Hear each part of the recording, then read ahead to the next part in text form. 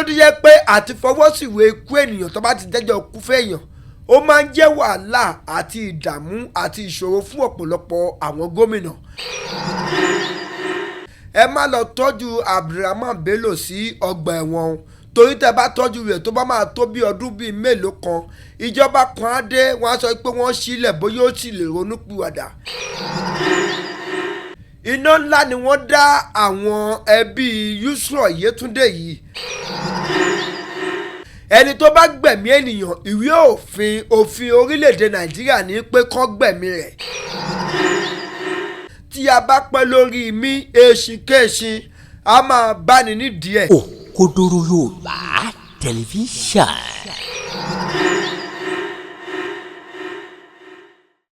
Ẹ káàárọ̀ ẹ káàsán ẹ káalẹ́ ní ibi gbogbo tí ẹ ti ń wò wá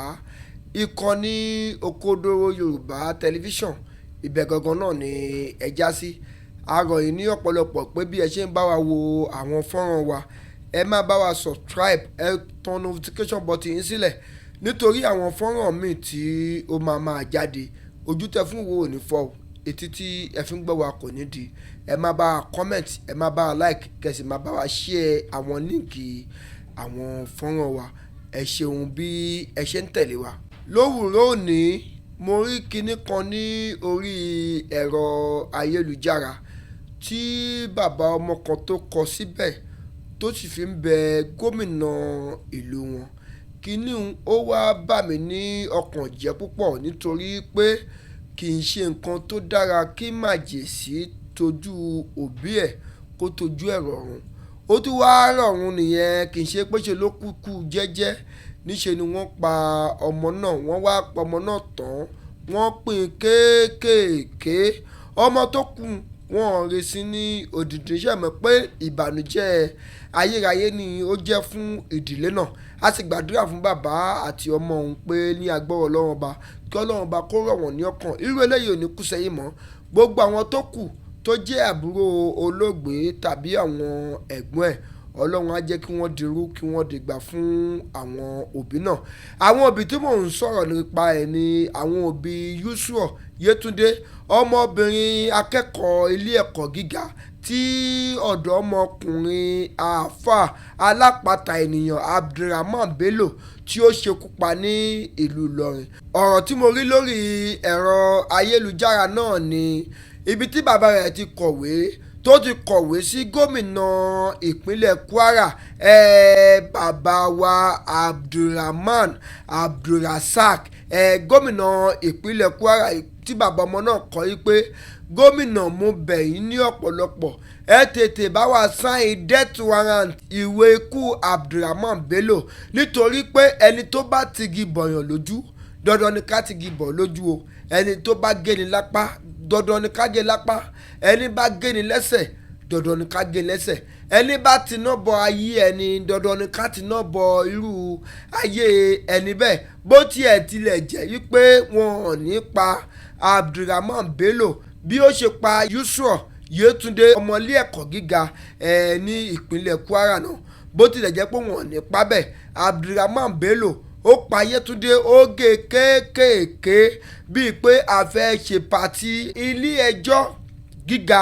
nípínlẹ̀ Kwara wọ́n ti wá dájọ́ wípé kí wọ́n lọ yẹgi fún Abdulraman Bello títí tí ẹ̀mí máa fi jábọ́ ní ẹ̀mí rẹ̀. Àwa wá ń bẹ ìjọba ìpínlẹ̀ Kwara yìí pé ẹ má lọ tọ́jú Abdulraman Bello sí ọgbà ẹ̀wọ̀n torí tẹ́ bá tọ́jú rẹ̀ tó bá máa tó bí ọdún bíi mélòó kan ìjọba kan á dé wọ́n á sọ pé wọ́n sílẹ̀ bóyá ó sì lè ronú pìwàdà. Ẹ má la tọ́jú rẹ̀ àwọn kan tiẹ̀ sọ lábẹ́lẹ̀ wọ́n ní bóyá nítorí pé ọ̀daràn yìí ó forúkọ jọ gómìnà wa Abdulrahman Abdulrasaq èmi wá ní rárá o bẹ́ẹ̀ kọ́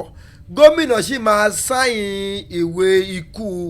Abdulraman Bello gómìnà abẹ́yìn ní ọ̀pọ̀lọpọ̀ ní fojú sunkún ọmọ òun ní fi ara gbàrúwẹ̀ o irú eléyìí kò ní ṣẹlẹ̀ sí yín kò ní ṣẹlẹ̀ sí ìrànyìn kankan.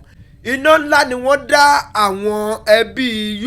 YETUNDE yìí tẹ́ bá ní ká fojú ní wò dáadáa gómìnà ẹ jọ̀ọ́ nítorí ìtọ́lọ́run ọba á fi ànábì Muhammad á fi bẹ̀yìn ẹ bá wa fi ọwọ́ sí ìwé ikú Abdulraman Bello ẹ̀yin olùdámọ̀ràn pàtàkì ní ti ètò ìdájọ́ ní ìpínlẹ̀ Kwara ẹ bá wa bá gómìnà wa sọ̀rọ̀ bàbá wa Abdulrahman Abdulrasaq láti lè fi ọwọ́ sí ìwé ikú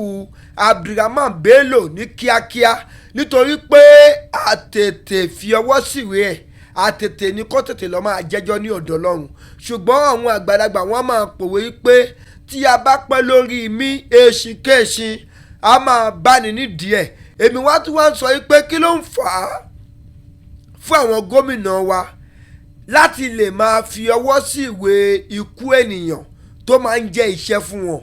ẹni bá yọ ni lójú ẹ jẹ́ ká yọ lójú padà ẹni bá gé ni lápá ẹ jẹ́ á gé lápá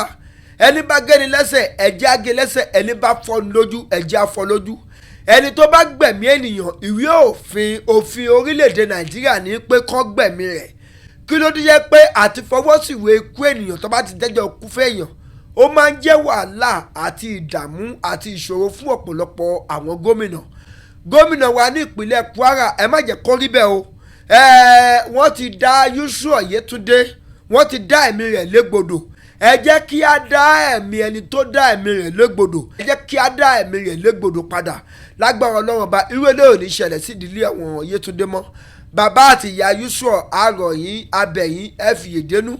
láìpẹ́ yìí gómìnà máa ànáùsì pé ọjọ́ báyìí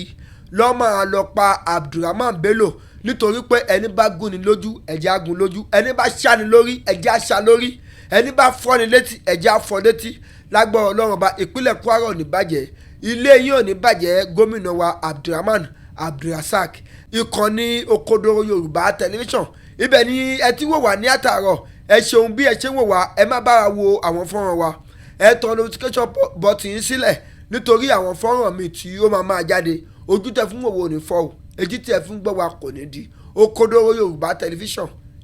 ire o. Òkodoro Yorùbá tẹlifíṣàn kí ló fẹ́ tó bá ń bẹ̀ ìdí ọdún là bẹ́lẹ́jọ́ máa wò ó níbi gbogbo àti nígbà gbogbo ohun ọ̀tún dúró dè ọ́ ń bẹ̀